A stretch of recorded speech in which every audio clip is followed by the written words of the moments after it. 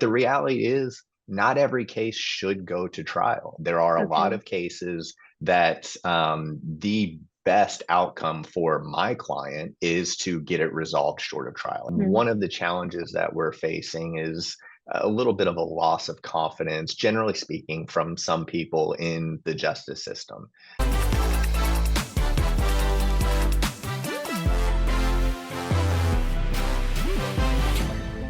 Joining me today is Nick Petree, and he is a trial attorney. So, Nick, welcome. Thank you for joining me.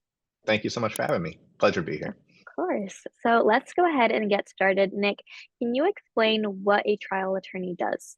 Yeah, so I'm a civil trial attorney, which in its Okay. most basic understanding is I represent clients in non-criminal disputes. That can Okay. be in the court of law, so actually going Hmm. to trial, or it can be in arbitrations. Okay. But kind of more generally speaking, really, I represent my clients in trying to either solve problems or Hmm. help avoid problems. Right. No trial attorney is in trial 100% of the time. We Hmm. do a lot of advising for clients as well to Okay. try to help them avoid issues on the front end or manage issues before it gets to a courtroom. And then ultimately, if necessary, help get the best possible outcome for the client in the Yeah. courtroom itself. Okay. And what made you want to get into this career path, and how did you get your start in it? Yeah, to be honest, I kind of stumbled into it. I got Okay. lucky in that regard because if you ask anybody who's known me through most of my life, Hmm. they'd say, "Yeah, that dude was meant to be an attorney." But actually, it was in undergrad at Texas A&M. I had a position on campus that Hmm. I worked with the general counsel for the university system on a couple Okay. of different matters, and just really enjoyed that process. So I didn't know what I wanted to do after school. I didn't come from a family of lawyers, didn't have a bunch of Yeah. attorneys in my extended family or anything like that. Yeah. But I went to law school thinking I would do something with higher education law. But Okay. when it came to the typical path, and it's not like this for everybody, but the typical path, when you go to law school, you will do summer internships or clerkships, Mhm. either with judges or law firms or companies in Okay. between the semesters of law school. And my second semester in law school, I ended up working for a firm. Mhm. I applied to do either transactional work or litigation, and they Mhm. hired me in the litigation group, and that's the firm that I ended up working with straight out of law school. And Okay. so, like I said, kind of lucked into it, but it Yeah. was a great first job because I got my own clients and cases my first day working Wow. there. So I was able to get some pretty substantive, in depth experience pretty Yeah. early on, and it was Yeah. great. Okay. Amazing. And what parts of your job are the most exciting or the most interesting to you? Yeah, so I think the most exciting thing, which is the best part of the job, is that Mhm. it's always different. It's Right. always new. In my particular practice, I call myself a trial attorney, Hmm. and that can be for anything. I'm more of a generalist, so I've tried a whole Okay. bunch of different cases for a whole bunch of different types of clients, and so it's always something different. Yeah. And for each type of case you have to become an expert on whatever that is. And that Yeah. expertise could be anything from the English language of how a contract should be interpreted to the Hmm. engineering systems for liquefied natural gas on how to get it onto a cargo ship. Right. So it for somebody like myself who gets bored pretty easily, it's Hmm. just always interesting. And we meet also very interesting people through this work. And it's kind of trite to say, but they call it the practice of law because it is a Okay. practice. You're always learning. You've Yeah. never mastered it. And there's always something that you can benefit from and develop to make yourself better in the future. So that's Yeah. what's a lot of fun to me is the variability and that it's just something that is always changing and always different. Yeah. And so now on the flip side, is there anything in the job that you think might be a lot more challenging, boring, or just not so fun? Yeah, so the challenge, and there's a plus side to this as well, but the Okay. challenge is the nature, kind of what I started saying, of Hmm. we are there to advise our clients in times of need. So I Okay. don't always have control on when that time of need comes up, right? Yeah. If I'm getting emails or phone calls from my clients on a Saturday night because something's gone haywire, well, I kind of have to kick into action and be there for Yeah. them. So not having complete control of your schedule can be difficult.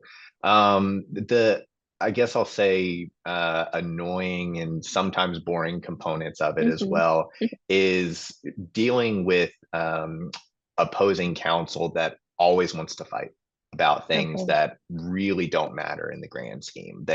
They're not moving the ball forward either in the Mm. dispute, or frankly, they're not moving the ball forward for their own client. And it can get tedious. There's more of those attorneys than I would like to admit that you have to Mm. deal with on a regular basis, but that can get tedious on the unnecessary fights. And Okay. another thing, just on a more somewhat of a technical basis, that can be boring for me personally. Some people really Hmm. love this, but there's a component in litigation called discovery, and it's where Okay. um, each side is entitled to get information about their own case and also what the other side is going to be presenting in their case.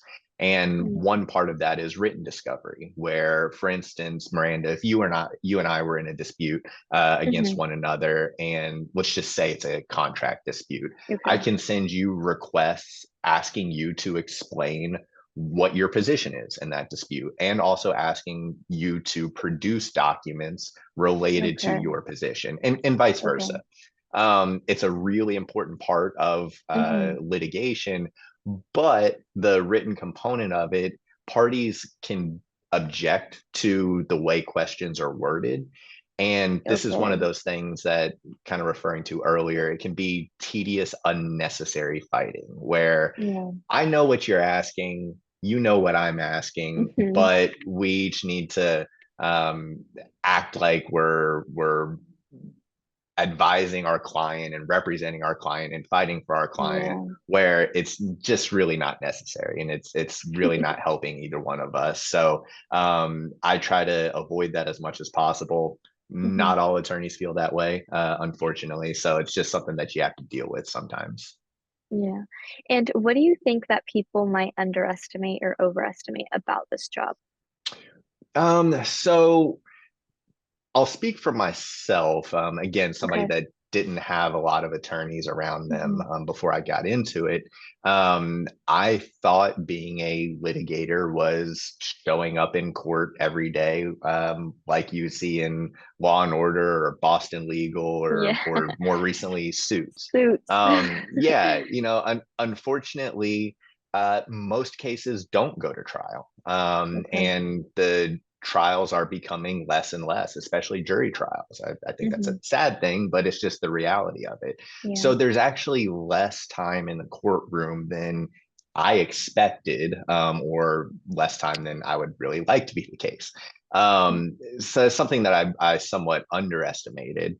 And also, kind of related, but a little bit the flip side of it is Okay. underestimated the importance of writing. I mean, I Mm. knew that there's a lot of writing with being a lawyer, but I just didn't really appreciate that that's the majority of what being a good Hmm. lawyer is being able to Hmm. communicate clearly and persuasively Yeah. in an as short of manner as possible. That goes to the persuasive part of it. Nobody wants to read 30 pages when it can be 10. Yeah. But yeah, being a good, clear, persuasive writer is something that's really important, and I probably underestimated the importance of that and the skills Hmm. needed for that. Okay. And now, just out of curiosity, let me make sure that I can phrase this correctly. But okay, so I watch a lot of Suits. Do you think that the success of a case is measured on whether it goes to court or not? I see that sometimes, I don't want to relate it to like a TV show, but sometimes they get a case and they just try to their hardest to not make it go to court. So what does that aspect look like? Yeah, no, it's actually a really good question, and Okay. I'll admit that I'm fighting from a little bit of a disadvantage here because Strangely enough, I've actually never seen Suits. It's on the watch list. Okay. I know I need to Okay. watch it. But to your ultimate question, um, no, I don't think that the Okay. measure of success is whether the case goes to trial or not. In fact, Okay. I think as somebody, again, the trial lawyer, I love Hmm. going to trial. That's the Yeah. most fun part of my job. And I wish there were Hmm. more trials. But the reality is, not every case should go to trial. There are a lot Okay. of cases that the best outcome for my client is to get it resolved short of trial. And that can be for a whole Okay. multitude of reasons.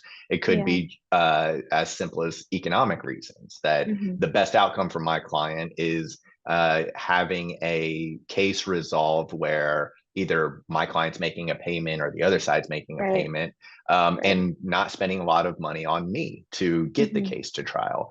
But there could be additional non-economic reasons, or I Okay. guess I should say, not just money reasons. For Okay. instance, you might not want to be taking a particular position in Hmm. trial that could affect the business in a different case, or could Right. affect the business from a PR perspective. So Hmm.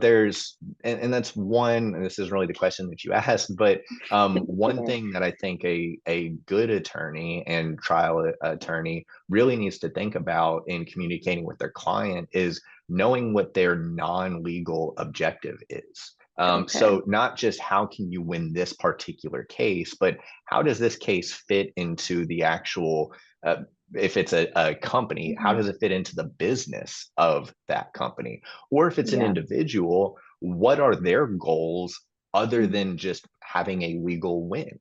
Yeah. So yeah, I don't think every case is built for trial. Hmm. But as the trial attorney, even if a case isn't built for trial or shouldn't go to trial, the best way to get a good resolution, even if it's a settlement, is to work the case up as if it is going to trial, because that's going to put your Okay. best foot forward. Okay. Amazing. And so now you're a civil trial attorney, but what are some other specialties that people can go into? Yeah, so obviously there's you said I'm a civil trial attorney. Hmm. There's the criminal trial attorney Yeah. as well, and that can be both on the prosecution. There's state district attorneys, and there's also federal prosecutors, U.S. attorneys and assistant Hmm. U.S. attorneys, and the defense bar as well. So there's Okay. private attorneys, private defense attorneys, and public defense attorneys, and I got to say, as the civil trial attorney, I have to tip my hat to criminal attorneys. They Hmm. are some of the best trial attorneys that you'll find, Wow. not least of which because they do try a lot of cases, Hmm. particularly the district attorneys and public defenders. So they get a Okay. lot of experience, and they do a really good job of having to tell a story. Um, so yeah, on the litigation side, that would be the most related other career path Okay. that you can have. Okay. Amazing. And what are some of the big law firm names in the US? Yeah, so there's a concept. Concept's not the best way to put it, but there's a Hmm. group of law firms that's Okay. kind of commonly known as big law. Mm. And they are the law firms that kind of top 100 Okay. in terms of size law firms. And they operate not just across the US, but internationally as well. So there's names everything from Kirkland and Ellis, Aiken Gump, which is a firm that I used to Hmm. work at, Baker Botts. I mean, there's a ton that Okay. you can name. And they have a presence all across the United States, some in certain cities and some in other cities. Right. But then outside of those big law firms, you can get into uh, what's typically referred to as boutique law firms. So they're Okay. smaller in size. Depending on what city you're in, they might work in or handle just as sophisticated types of work, and sometimes even more sophisticated types of cases Hmm. as big law firms. But yeah, in certain cities, and including the city that I work in, Houston, a lot of the really good work has been going to boutique law firms. And so there's a Okay. lot of good opportunities and good experience that you can get in that boutique world as well. Okay. Okay. Amazing. And now, before we got on this call, I had to do a little bit of research on the average income for a trial attorney. I didn't know that there were specific types of trial attorney, but according to Google, the average in the US is $130,000. So from your experience, do you think that's accurate? What do you think about that? Yeah, so this is always a really interesting topic to Hmm. discuss with people considering going to law school, Hmm. because I think a lot of things get skewed by what we were just talking about, which is big Okay. law. Yeah. So law students coming out into their first job, if they go into big law, the starting salary is great. Mm. It's constantly moving. I think the most recent raise put the starting salary for big law attorneys at $225,000, Oh, okay. which, coming right out of law school that's nothing to sneeze at, Yeah. right? Yeah. The problem is, I think that does somewhat skew what the average really is, Hmm. because, and this is very broadly speaking, it depends on what Right. law schools you go to and what city you want to Okay. move into. But it's difficult to get those big law jobs outside of being in the top 10% of your law school class. Hmm. So when you just look at the math of it, most people coming out of law school aren't getting those big law jobs. Right. So there's a lot of trial attorneys that are starting out just hanging their own shingle out and working for Hmm. themselves or joining a Hmm. very, very small group. And they're usually making a much smaller starting annual salary. Okay. Now, what I will say though is a lot of those attorneys do have a lot more flexibility for the types of work that they can do. So, Hmm. for instance, being a trial attorney on the plaintiff side, you can do what's called a contingency case. Okay. And a contingency case is where, just as an example that a lot of people can identify with, say you unfortunately get into a car accident and Okay. you're in a lawsuit with the person that hit you with their car. Hmm. An attorney may take that case on a contingency, which means you're not going to pay the attorney an hourly rate for the work that they do. But Mm. if you win, then the attorney will take a percentage of the money that you recover, say Okay. 35%. Okay. So if an attorney works on cases like that, some of these contingency cases can be pretty lucrative for the attorney. Hmm. So, it's hard to factor that into what an, quote Yeah. unquote average salary is. It kind of Mm. runs the gamut. So I think that that's actually one of the problems with Okay. not just trial attorneys, but attorneys in general is it can be somewhat hard to have transparency on what is a an average or what would be a realistic expectation Okay. for a salary coming out of law school. I know I Okay. kind of danced around that a little bit, but hopefully that makes a little bit of sense. It did, yes, of course. So, what are some other challenges or maybe trends in the industry, and how do you see it changing in the next 5 to 10 years? Yeah, so I think from a very larger perspective, Hmm. one of the challenges that we're facing is a little bit of a loss of confidence, generally speaking, from some people in the justice system.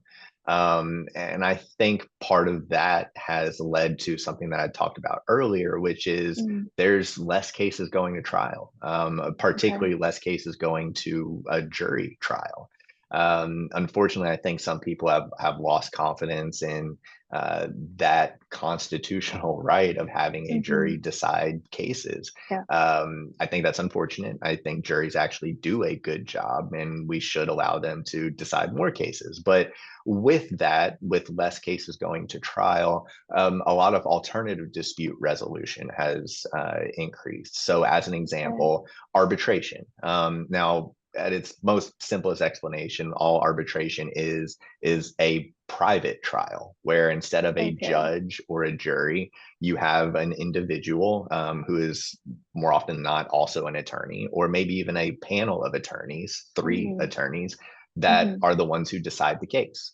And there's a lot more flexibility in arbitration. Attorneys and Okay. parties have a lot more say so in how an arbitration would be run, but it Okay. doesn't happen in a courtroom and it's not a judge that's overseeing it. So, Mm. I think there's less trials, which is an unfortunate thing. But another component that is changing is and I think almost every industry, probably every Hmm. industry is facing this, is what technology is doing, and particularly artificial intelligence. Yeah.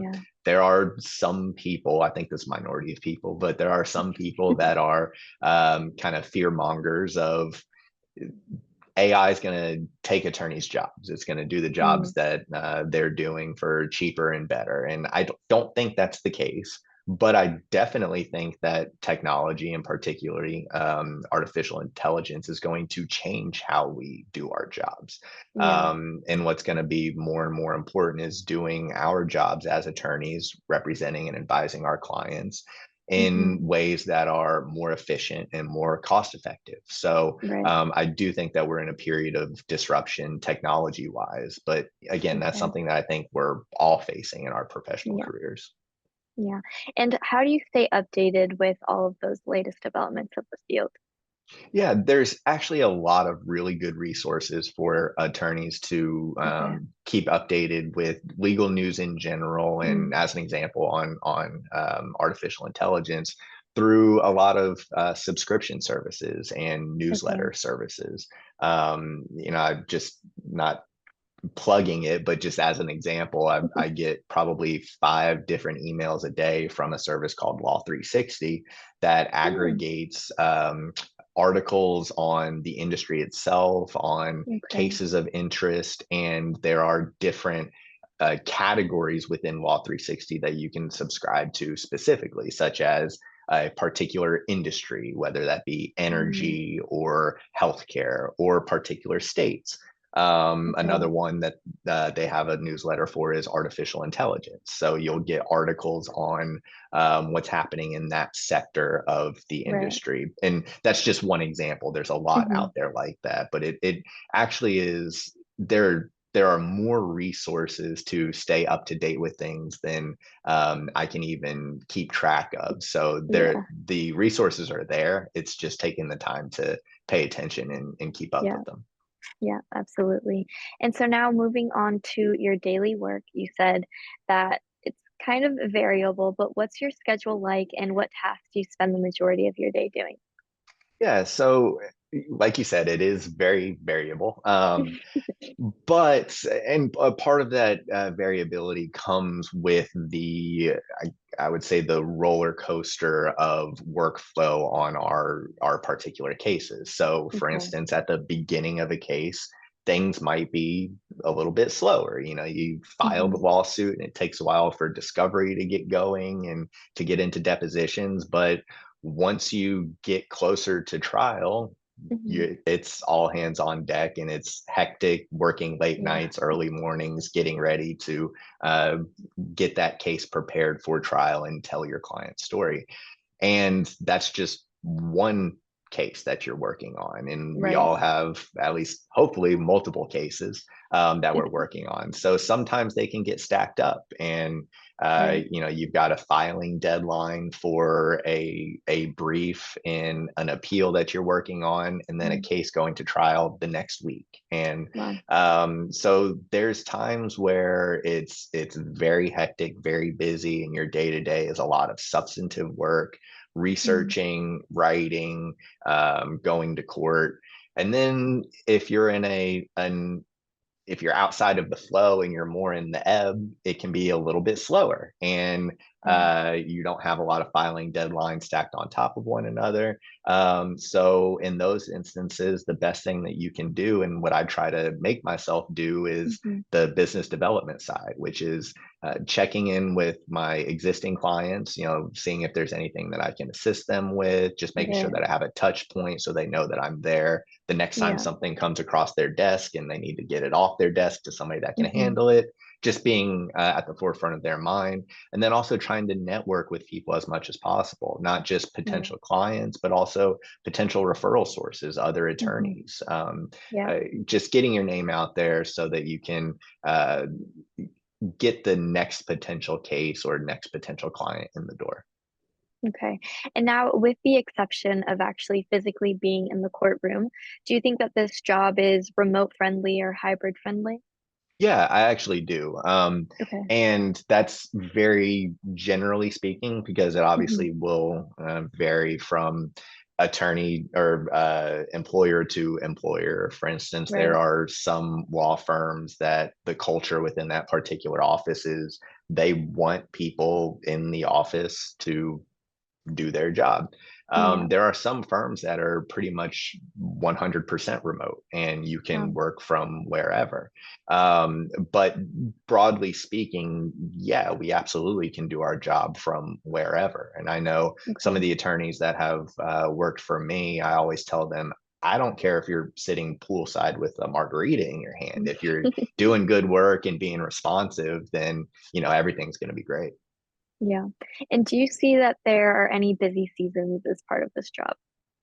Yeah, so there's no particular busy season. As I was Okay. telling you a little bit earlier, it just ebbs and flows with the particular case and Mm, court docket. Um, okay. I will say sometimes it can get a little bit busier towards the end of the year, because a Okay. lot of companies, that's their fiscal year as well. Yeah. And whether that's a company for a particular lawsuit trying to get that dispute resolved before the end of the Hmm. fiscal year so that they can get it on their books or off their books. Or even if it's not a dispute, but you're just advising a client on potentially trying to close a particular transaction, and they want to get it done before the end of the year. Okay. That's more of an issue for transactional attorneys, in that kind of fiscal year Hmm. busy season, but it does happen sometimes on the trial side as well, in the fact that we Okay. advise clients to Yeah. avoid risk and sometimes help with that transactional process as well. Okay. Okay. Perfect. And now diving into what it takes to become a trial attorney, can you walk us through the path of from undergrad to law school to you are now a trial attorney? Yeah. So my path was pretty linear, even though I Okay. kind of explained earlier I somewhat fell into it, but it Hmm. was the linear path of I graduated from undergrad at Texas A&M, went straight into law school, and then Okay. started working for a firm right out of law school and was doing litigation right off of the bat. Hmm. That's not necessarily the typical, or I'd say even correct path. There were Okay. plenty of people that I was in law school with, and plenty of people I know that worked before going to law school. And, Hmm. frankly, I think there's a lot of benefit to that. And I would recommend for people, if it works for them, their Hmm. situation, their personality, that it's something that would be really good to do is have a career before going to law school. Okay.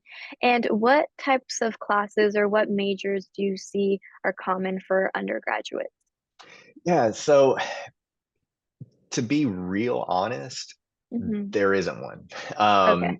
And this is something that a lot of I believe like pre-law advisors would tell Yeah. students is it doesn't matter what you major in, you just have to get good grades. It's Okay. an unfortunate reality, but it just is the reality, right? You want to get as good a grades as possible to get into the best law school that you possibly can.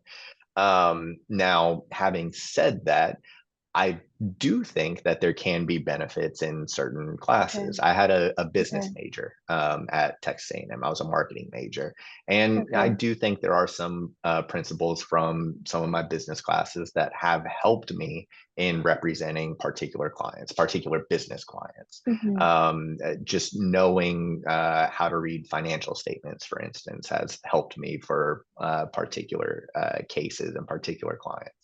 But I was also a philosophy minor when I was at Texas A&M, and Okay. I think that actually helped as well, just in terms Yeah. of thinking through things and being able to formulate arguments and articulate those arguments in my essays that I had Right. in undergrad. Right. But if I was really telling you what to major in, if you know you want to become a lawyer and that's your main goal is to get into law Hmm. school, it would be find a major that you think you can be successful at and get good Right. grades in. Okay. And byproduct of, or something that is related to that, I think naturally is it has to be something that's of interest to you. If it's a major Hmm. that is interesting to you, I think you're just naturally going to do a better job at it. Okay. And so to get into law school, what do they look at? Like, what's the application process looking at? Yeah. So, like I mentioned, grades is going to be Yeah. really important, Hmm. as is your LSAT score. Those are Okay. the, A number one and number two that schools are Hmm. looking at. But schools are definitely looking at a well-rounded applicant. So, Okay. again, if you worked before going to law school, that's going to be really positive. Okay. Or any other thing that sets you apart from the other applicants, your Hmm. peers, in terms of showing a skill set that the school thinks will translate into being a successful attorney. Okay. And that can be anything from being a leader in an organization or important and substantive community service work. Hmm. Again, just, schools want to see a well-rounded individual that, Sure. because you got to look at it from the school's perspective. They want to Hmm. graduate people that are successful attorneys that'll want to Right. give back to the school and make the law school proud that that person went to our program. So Right. anything that can help you stand out. And I do think schools are really looking for well-rounded individuals. So getting non-academic experiences will be really helpful as well. Frankly, I Okay. think that's what got me into law school. I did have a good LSAT score, thank goodness. My undergrad GPA was not great, and Okay. mainly because I was very actively involved on campus at Yeah. A&M, and I had a lot of the what we called other education of on-campus involvement. And I think Okay. I know that a lot of that experience not only helped make me connections to help get me into Hmm. law school, but uh, gave me that experience that showed more of that well-rounded individual. Okay. And what are some of those natural strengths or skills or talents that you think would make someone a successful trial attorney? So I think good judgment and critical thinking skills Hmm. are the most important. And what I mean by good judgment is having the judgment to see the big picture and how the little facets fit into that big picture. Okay. And the Okay. big picture being, at the end of the day, we're going to need to tell our client's story in a persuasive manner to either a judge or a jury.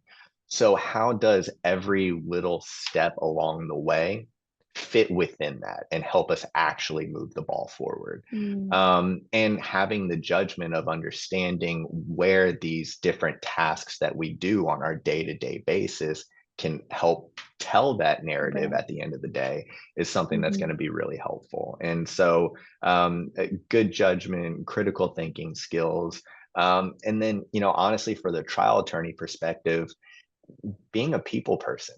Hmm.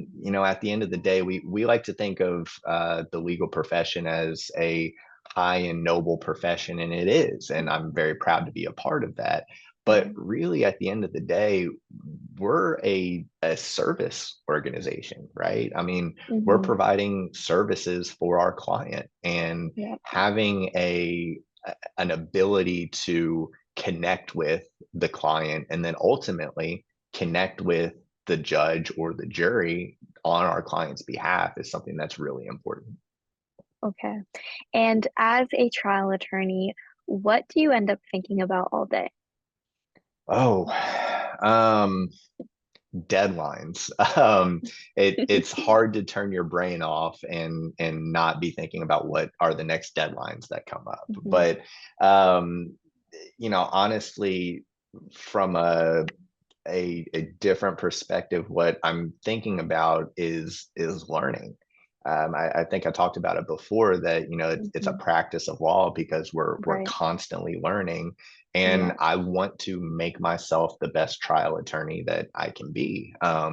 And so I'm always trying to figure out what's going to be that next competitive advantage, and it can be everything from writing tips and trying to read who good writers are so I can Hmm. emulate them, to the psychology of how jurors operate, how they Right. uh, how they receive information and process that. So Hmm. there's a component of every attorney needs to do what's called continuing legal education. You have to get a certain Yeah. amount of hours each year and certify that you're Okay. continuing your education. And it depends, by state how much you have to do, but that's a low threshold, right? Like that's Mm. just the bare minimum. Yeah. I like to actually learn from people that are successful in this Hmm. job, so that I can take whatever tips and tricks from them and make myself the best attorney Right. that I can be.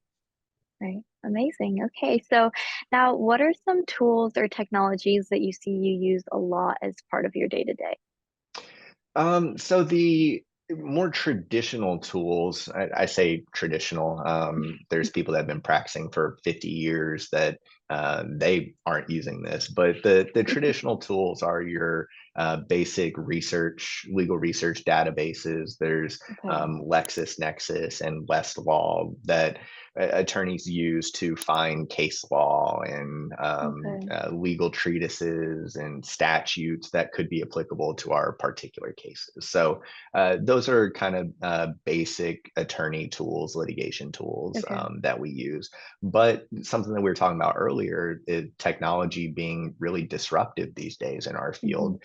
Generative AI is something that's it's still obviously new, but it's something that I'm trying to use more and more. It can be really Okay. helpful in fine tuning drafting for language, whether it's a Yeah. demand letter that's going out, or different pleadings that I'm Hmm. drafting. So those are tools that are constantly developing, and there's new ones Okay. coming out. It seems like every week, and trying to harness those and use those in an efficient manner. And Yeah. obviously there's the very basics of your regular word processing, Hmm. your email, Outlook, things like that. But Yeah. those are what every professional is using these days. Yeah. Okay, perfect. And now we want to give our listeners a little bit of advice.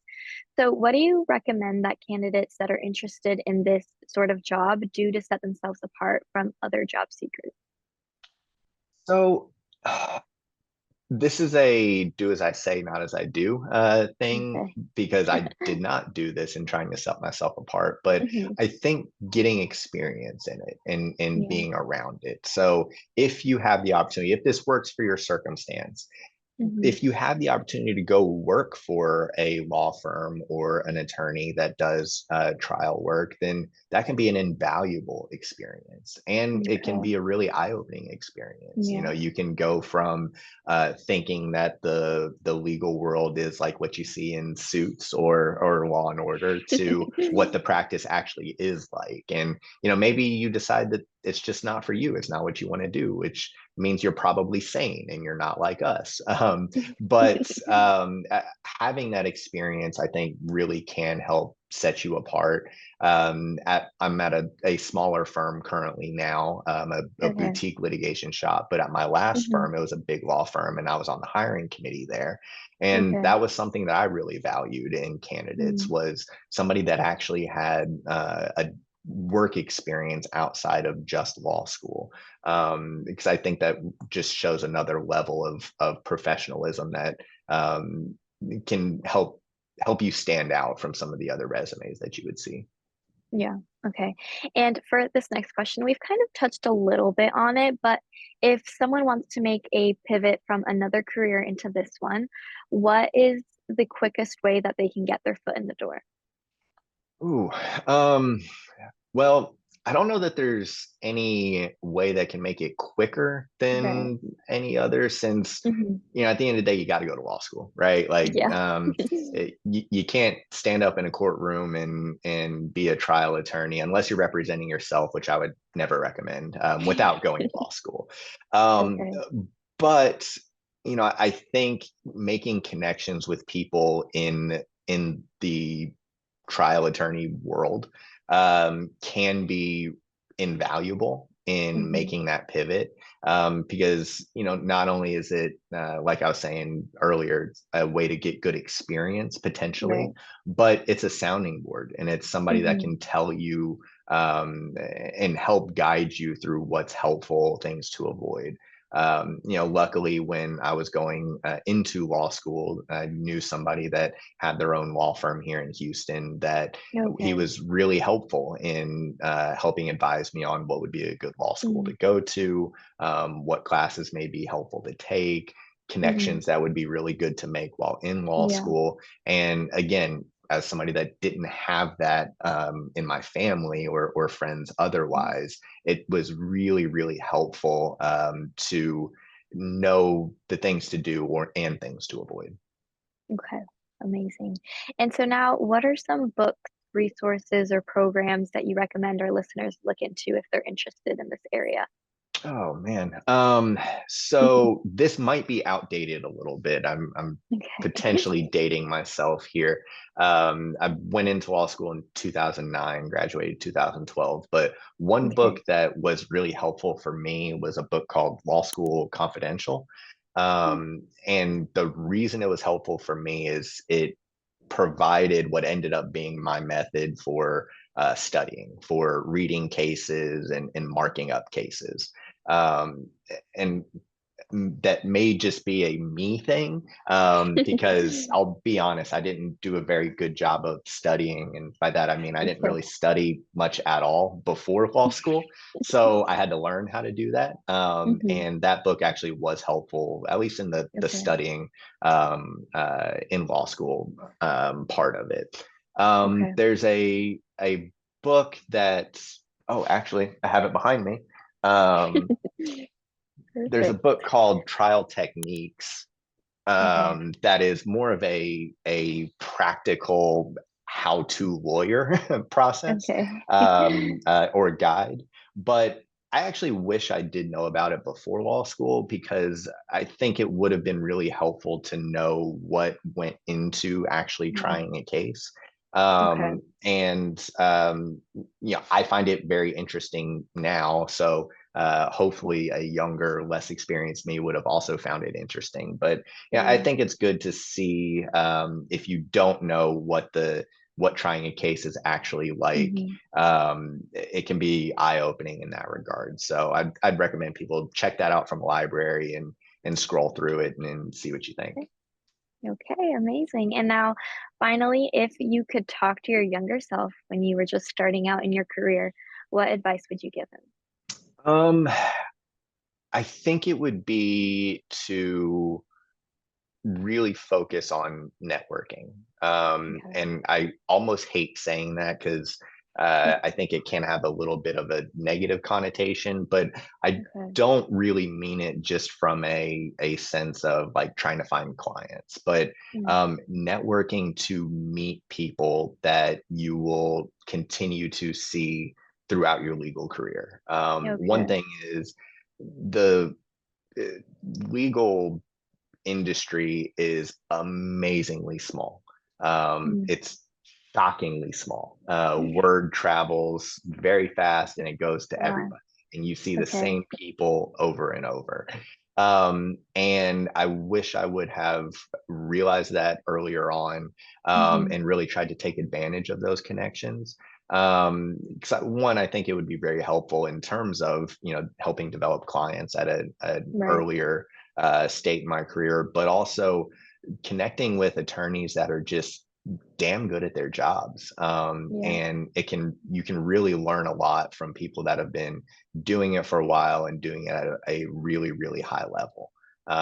Luckily, I've did start doing that, Mm. and I've benefited from working Yeah. with and against some of the best trial lawyers in the country, and Yeah. it's just amazing what you can learn from them. So yeah, I would just say start that as early as possible. Okay, amazing. All right. Well, Nick, thank you again for joining me on today's episode and for sharing all of your experience with us. Absolutely, it was a pleasure. Really appreciate it. You just got one episode closer to learning about the world of jobs out there. To explore the rest of our career categories and find your best fit, go to jobdictionary.com. to sign up for the beta users waitlist. Then subscribe here to find the next episodes coming out this week. And as always, drop us a comment, review, or message to let us know how we can better attune our episodes to your specific needs. Follow us on TikTok, Instagram, Facebook, LinkedIn, X, Threads, Pinterest, and wherever else you're on socials to go get our short, snappy preview reels that expose you to new job options every day. Because here at Job Dictionary, we believe your big aha moment can be just one scroll away. Go check it out and get out there. Cheers!